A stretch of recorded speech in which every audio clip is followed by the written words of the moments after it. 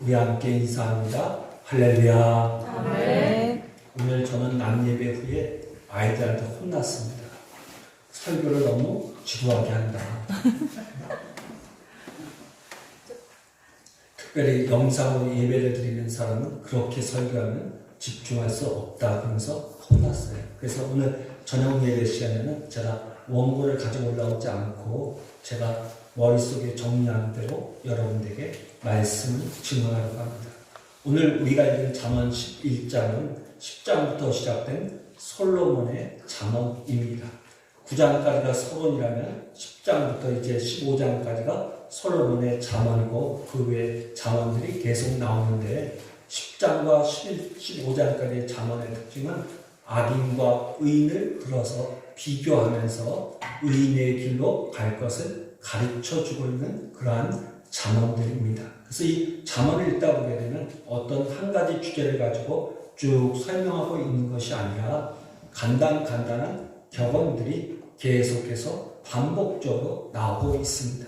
그래서 여러분들이 잠언 특별히 10장과 11장을 읽을 때는 어떤 그런 문장 안에서 그 10장과 11장 안에서 어떤 핵심적인 메시지를 찾으려고 하지 마시고 그저 한 구절 한 구절이 전해주는 어떤 격언들이 내게 도움이 되는 말씀이라면 여러분들이 믿음으로 받아들이고 삼키시면 될 줄로 믿습니다.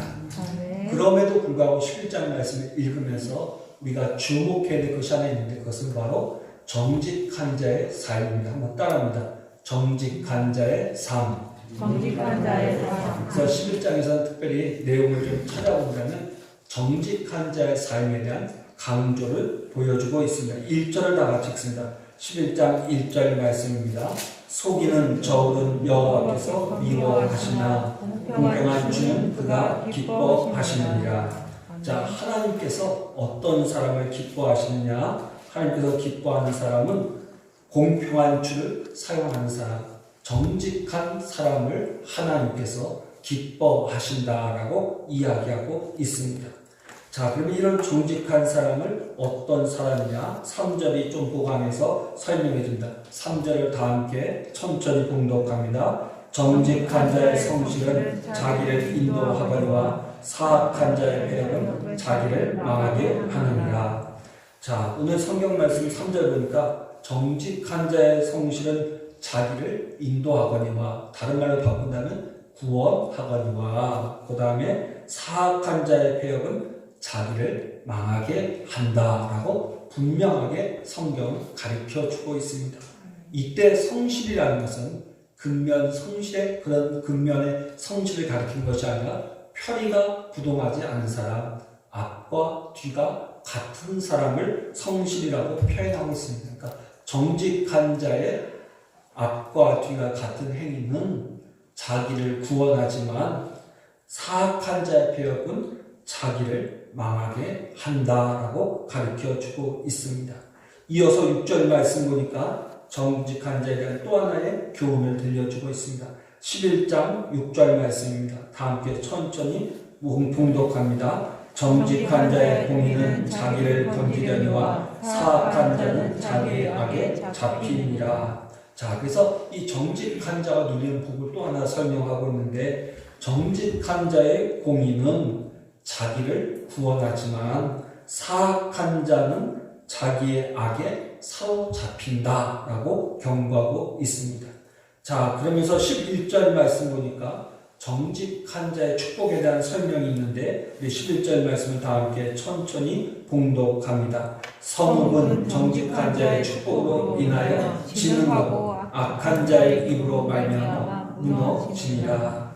자, 한 도시는 정직한 사람들로 인하여서 부흥하고 악한 자의 입으로 말미암아 무너진다라고 이야기하고 있습니다. 그래서 오늘 잠언 11장 말씀 여러 가지 악인과 의인을 비교하면서 솔로몬이 그의 자녀들을 교훈하고 있지만 그 중에서도 특별히 정직한 자의 삶을 살아야 된다는 것을 강조하고 있음을 엿볼 수가 있습니다. 내가 정직하게 살면 어떻게 됩니까? 내가 구원을 받고 내가 정직한 삶을 살면 나 자신의 구원뿐만 아니라 내가 사는 가정과 성읍을 어떻게 해요? 진흥시킬 수 있다라고 분명히 가르쳐주고 있습니다. 그러므로 우리 믿음의 사람들은 세상을 살아갈 때 항상 정직한 삶을 살아야 할 줄로 믿습니다. 아멘. 아멘. 아멘. 자, 그런데 안타까운 이야기가 하나 있습니다. 이렇게 말씀을 읽으면서 정직한 자의 삶의 교훈을 받은 한 믿음의 가정에서 어린아이들을 정직할 것을 아주 철저하게 어려서부터 가르쳤습니다. 그래서 그 아이가 유치원을 졸업하고 이제 초등학교에 입학하게 되었습니다. 근데 이 어린아이는 부모로부터 정직하게 살라는 교훈을 받았기 때문에 너무나도 정직하게 학교 생활을 했습니다. 근데 문제가 하나 생겼어요. 이 아이가 너무 정직하다 보니까 학교 안에서, 학급 안에서 일어나는 일이 있으면은 못된 것들을 그냥 보고 넘어가지 못하는 거예요. 그래서 잘못된 일을 학교의 담임 선생님에게 늘 가서 말씀을 드렸습니다. 그러다 보니까 이 아이가 아이들 사이에서 왕따가 되기 시작한 거예요. 왜냐하면 고자질을 한다고 이 아이가 왕따가 되기 시작한 겁니다. 그때 이 모습을 지켜보던 선생님이 부모님에게 연락을 했습니다. 학교에서 이 아이가 너무 정직하여서 아이들 사이에서 왕따가 되고 있으니까 부모님께서 이 아이를 가르치실 때 적당하게 정직하게 해달라고 부탁을 했다는 거예요. 자, 여러분들에게 한번 묻고 싶습니다. 여러분들이라면 선생님의 그런 이야기를 들었을 때 여러분들의 자녀를 어떻게 가르치시겠습니까?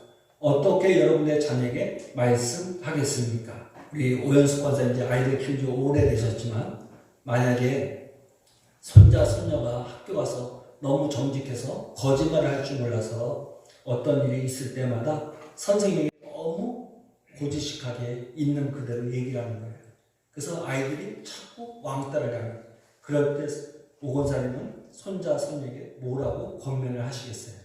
정직한 건 정직한 걸로 가르치고 학교 생활할 때는 그 아이들이 하는 그 저기를 그 하나하나를 다 선생님한테 그 고자질하는 것도 그건 좀 안 좋은 방법이다라고 가르치고. 자, 여러분 제가 왜 이 질문을 던지냐면은 세상을 정직하게 살아간다는 것이 그렇게 쉬운 일이 아니라는 것을 여러분들에게 가르쳐드리기 위함이에요. 자, 그러면 애기들 얘기니까 여러분들이 쉽게 대답을 못하는 것 같아요. 제가 한 가지 이야기를 더 드릴 테니까 정직하게 살아간다면 어떻게 해야 될지 한번 생각해 보세요.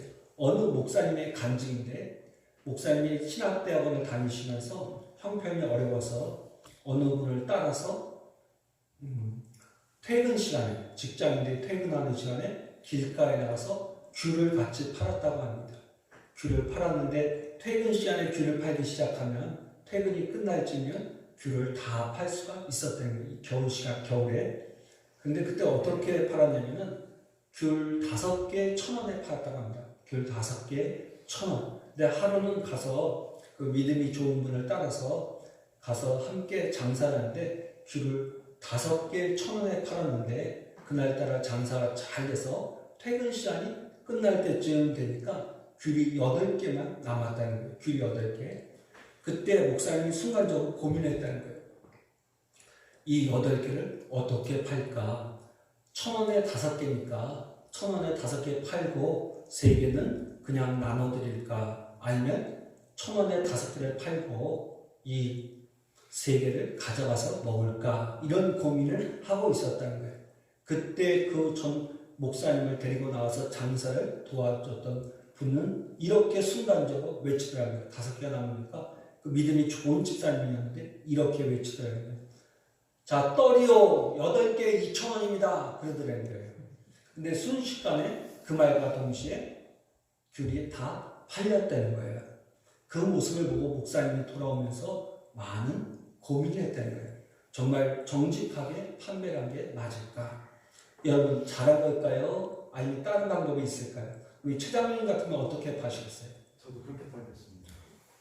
2,000원이요. 우리 홍장님은 어떻게 파시겠어요? 우리 홍장님도 장사를 많이 해보셨습니까? 저는 8개 다 많이 막상 줘버린다고? 1,000원에 8개? 네.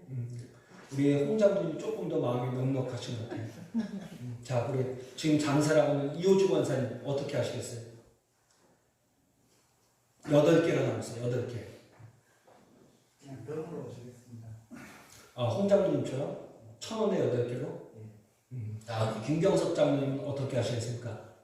8개가 남으세요. 어떻게 해결하시겠습니까? 저는 기존에 팔던 대로 5개 천원 팔고 3개 남는 거는 뭐 이렇게 분하고 나눠서 맛을 보든지 값을 얻든지 하겠습니다. 네, 그렇게. 자, 여러분 지금 나눈 2가지 예를 여러분들 잘 기억하셔야 돼요. 우리가 세상을 정직하게 산다는 게 그렇게 녹록하지 않다라는 거예요. 근데 오늘 우리가 읽은 잠언은 분명하게 우리에게 말씀하기를 우리가 정직하게 살 때에 우리의 자신을 구원할 수 있고 내가 사는 가정과 성읍을 어떻게 한다? 부흥시킬 수가 있다라고 이야기하고 있습니다. 여러분 가끔 부모들과 이야기를 나누면 가끔 가슴을 치면서 이렇게 한탄하는 분이 있어요. 우리 애가 착하기만 해서 안타깝다고 이야기합니다. 그때 착하다는 말의 의미는 조금 어리석다 그런 뉘앙스가 담긴 말이죠. 착하기만 해가지고 애가 약삭빠르지 못해서 세상에서 손해를 많이 본다고 안타까워하는 믿음의 사람들이 참 많이 있습니다. 여러분 그런 모습을 볼 때마다 우리는 어떻게 말씀으로 가르쳐야 될까요? 오늘 우리가 읽은 잠언 말씀은 거두절미하고 분명하게 얘기합니다. 정직한 자가 자기의 삶을 구원하고 하나님의 복을 받을 수 있다라고 가르쳐주고 있습니다. 사랑하는 성도 여러분, 정직하게 세상을 살아가는 것이 얼마나 중요한가를 여러분들 마음속에 꼭 새기시기를 바랍니다. 아멘. 아멘. 아멘. 근데 우리는 이런 어려운 상황을 만나게 되면 이제 가장 솔직하게 말하는 분들 이런 거죠. 적당하게, 적당하게 정직하고 그리고 아까 오 권사님이 얼핏 얘기한 것처럼 세상을 살아가는 데는 나름대로의 방법이 있다라고 가르칩니다. 그래서 고자질하는 건 옳은 것이 아니다라고 이야기할 때도 있죠. 그런데 여러분 잘 기억하셔야 돼요. 우리가 자녀들에게 한 입으로 두 말을 가르치는 경우가 많이 있어요.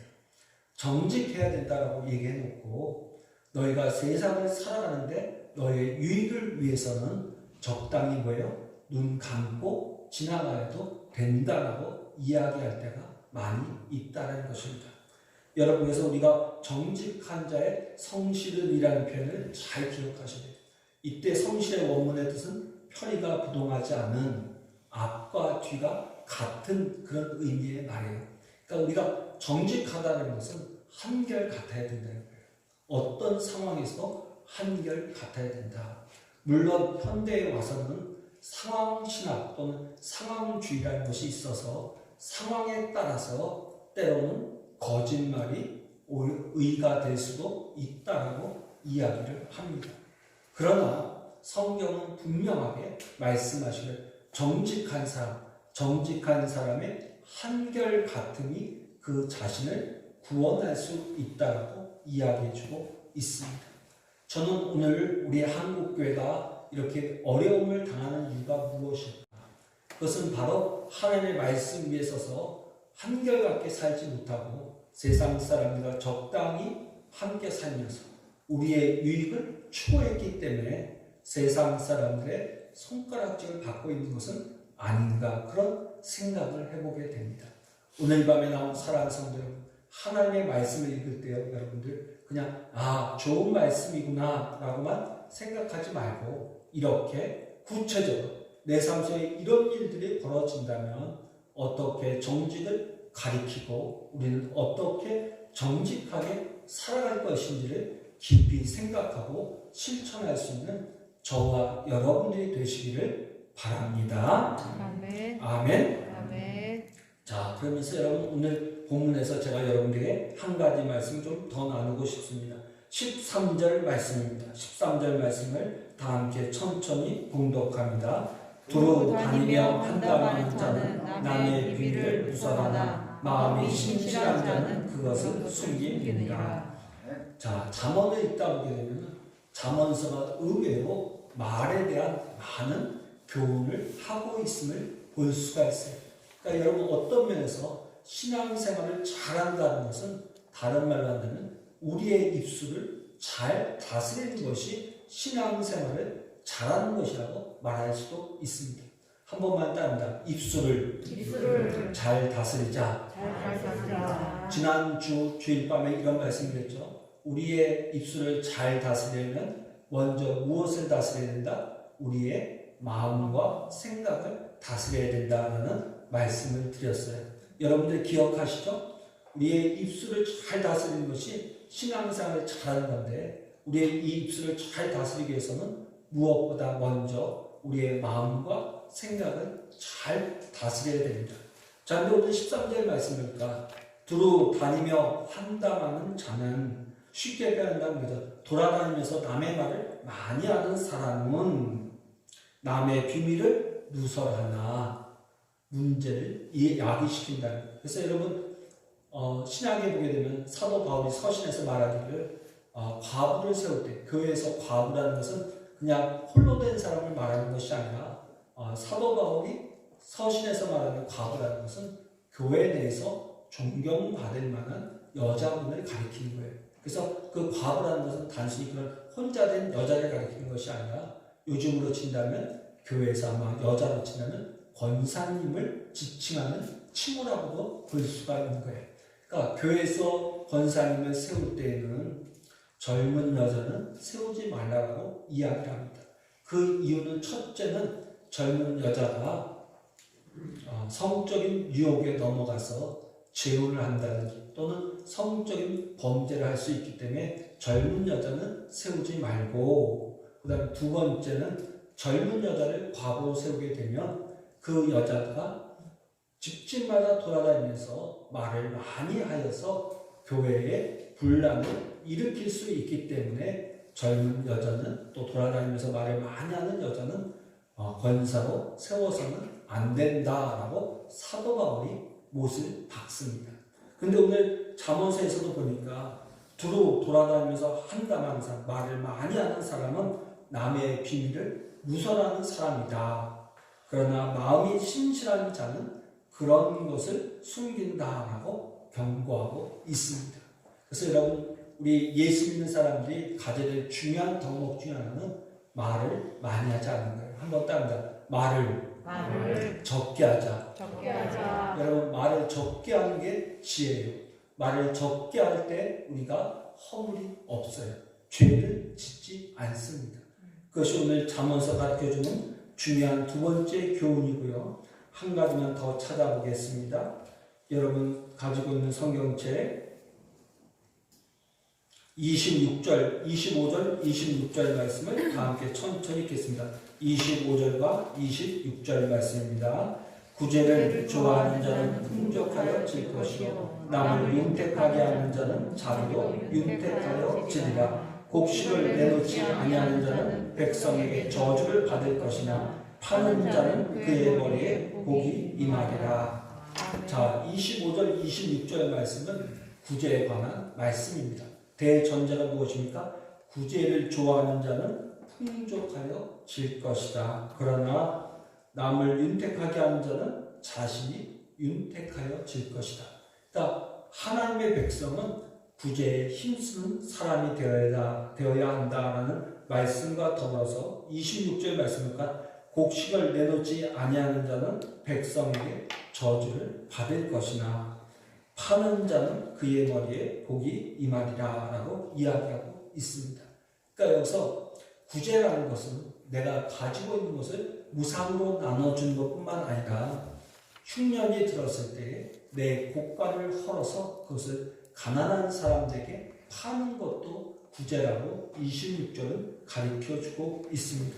그래서 잠언 11장 후반부에 보게 되면 구제의 중요성을 다시 한번 강조하고 있습니다.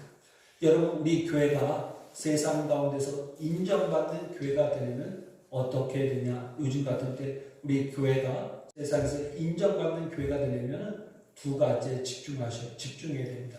첫째는 구제고요. 두 번째는 우리가 이웃을 돌아보는 일에 열심을 낼 때 우리 교회가 세상 가운데서 빛과 소금의 역할을 감당하게 될 줄로 믿습니다. 아멘. 여러분 오늘 말씀 여러분들이 가슴에 꼭 새겼으면 좋겠어요. 첫째는 정직한 자가 자기의 삶을 구원한다. 자기의 삶뿐만 아니라 자기가 사는 가정과 도시를 부흥케 할 것이나 정직하지 아니한 자는 스스로 악에 빠져서 하나님 앞에 심판을 받게 될 것이라는 말씀을 꼭 기억하시고요.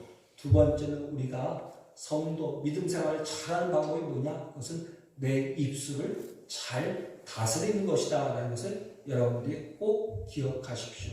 그리고 11장 후반부에 나오는 구제의 문제를 여러분들이 기억하셔서 어려울 때 가난한 사람들, 어려운 이웃들을 돌아보는 것이 정말 우리가 세상에서 풍족하게 살 수 있는 비결이라는 사실을 여러분들이 꼭 기억하시기를 바랍니다. 기도하겠습니다. 하나님, 오늘도 이 밤에 주의 전에 나올 때 귀한 예물을 정성껏 드린 손길이 있습니다. 하나님, 요즘 코로나로 인하여서 온 나라가 두려움과 떨림 가운데 있습니다. 또 코로나 전염병이 오랜 동안 지속되면서 나라의 경제도 어그러져서 여러 가지로 어렵고 힘든 가운데 있습니다. 그럼에도 불구하고 하나님의 은혜에 감사하여서 주님의 몸된 교회와 하나님의 영광을 위하여서 땀 흘려 얻은 물질 가운데 일부를 떼어 하나님 앞에 정성껏 드리오니 이 예물을 기뻐받아 주옵소서. 또 오늘 이 밤에 믿음으로 주의 전에 달려나온 사랑하는 성도들 잠언 11장의 말씀을 나누어 싸우니 하나님, 이 밤에 달려나온 우리 사랑하는 성도들이 하나님의 사람답게 세상을 정직하게 살 때 지혜롭게 하여 주셔서 세상 가운데서 빛과 소금의 역할을 잘 감당할 수 있도록 도와 주옵소서. 또 우리 사랑하는 성도들 세상을 살아갈 때 입술을 잘 다스리게 하여 주셔서 존경받는 믿음의 사람 되게 하여 주옵시고 어렵고 힘들 때일수록 우리 주변의 연약한 자들을 기억하며 아버지와 나누며 구제할 수 있는 넉넉한 믿음의 사람이 될 수 있도록 도와 주옵소서. 감사드리며 예수님의 이름으로 기도드리옵나이다. 아멘.